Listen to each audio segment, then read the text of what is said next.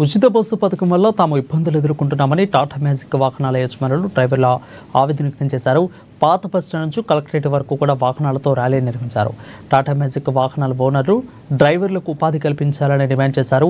ఇక టాటా మ్యాజిక్ వాహనాల ఓనర్లు డ్రైవర్లు నష్టపోకుండా చర్యలు తీసుకోవాలని, లేని పక్షంలో ఉద్యమాన్ని ఉధృతం చేస్తామని యూనియన్ నాయకులు పత్త వెంకటరావు హెచ్చరించారు. మదర్ సిస్టర్ టాటా ఆటోమొబైల్ కార్మికుల ఆధ్వర్యంలో ప్రదర్శన నిర్వహించారు. ఏదైతే కుటుంబ ప్రభుత్వం ఎన్నికల ముందు హామీ ఇచ్చిందో హామీని అమలు చేయమని డిమాండ్ చేస్తా ఉన్నాం.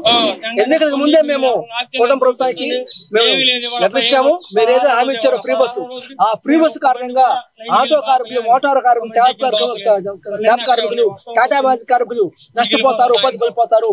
ప్రత్యామ్నాయం మీరు ఆలోచించాలని ముందే వచ్చాం. ఆటో సంఘాలతో చర్చించాలని మేము కోరాం. కానీ ఈ రోజు వరకు 16 నెలలు ఏ సంఘంతో చర్చించలేదు. ఫ్రీ బస్ పెట్టే సందర్భంగా బస్ పెట్టే సందర్భంగా ఆటో మోటార్ సంఘాలతో చర్చిస్తామని చెప్పి ముఖ్యమంత్రి గారు చెప్పారు. కనీసం చర్చించలేదు.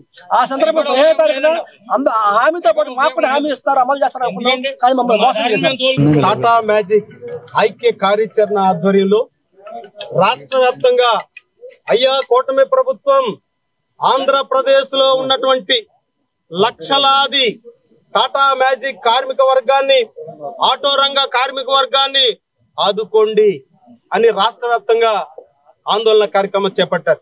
అందులో భాగంగానే ఏలూరు జిల్లా కలెక్టరేట్ కార్యాలయం వద్ద నిరసన ధర్నా కార్యక్రమం చేపడుతున్నాం.